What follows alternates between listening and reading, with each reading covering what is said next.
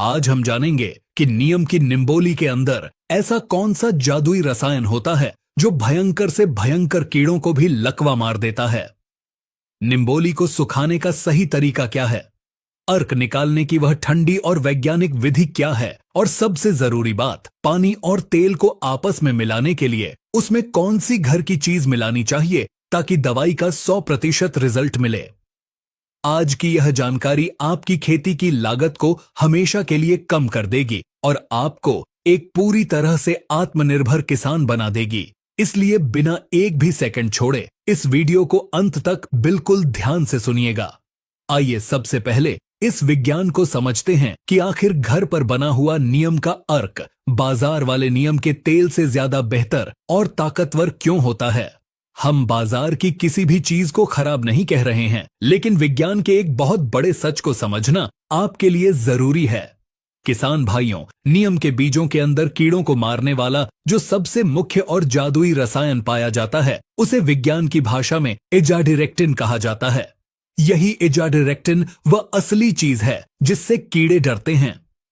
जब बड़ी बड़ी फैक्ट्रियों में मशीनों के द्वारा नीम का तेल निकाला जाता है तो तेल निकालने की उस प्रक्रिया में बहुत ज्यादा घर्षण और गर्मी पैदा होती है। कई बार बीजों को गर्म भी किया जाता है। विज्ञान का यह एक बहुत ही पक्का नियम है कि नीम का जो यह एजाडिरेक्टिन रसायन होता है, यह बहुत ज्यादा तापमान और गर्मी मिलने पर उड़ जाता है या नष्ट हो जाता है। इसके कारण बाजार वाले तेल में इस रसायन की मात्रा अक्सर कम रह जाती है। लेकिन जब हम अपने घर पर बिना किसी मशीन के, बिना आग के और बिल्कुल साधारण ठंडे पानी के अंदर नीम का अर्क निकालते हैं तो उस अर्क के अंदर एजाडिरेक्टिन का एक एक कतरा पूरी तरह से सुरक्षित रहता है। इस ठंडी विधि को कृषि विज्ञान में नीम सीड कर्नल एक्सट्रैक्ट यानी नीम की गिरी का अर्क कहा जाता है। तो चलिए अब हम इस मास्टर क्लास के सबसे महत्वपूर्ण हिस्से पर चलते हैं।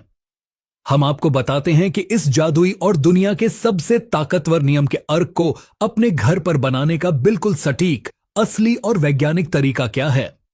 हम यहां 1 एकड़ खेत के लिए सबसे ताकतवर अर्क तैयार करने का पूरा गणित और सामग्री आपको बता रहे हैं। इसे बहुत ही ध्यान से सुनिए।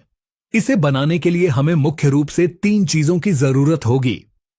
पहली और सबसे मुख्य चीज है नीम के पके हुए बीज, जिन्हें हम निम्बोली या निम्कोली कहते हैं।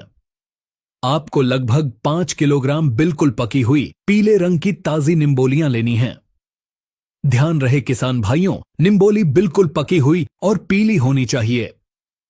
जो कच्ची और हरी निम्बोलियां होती हैं, उनके अंदर तेल और एजाडिरेक्टिन रसायन बहुत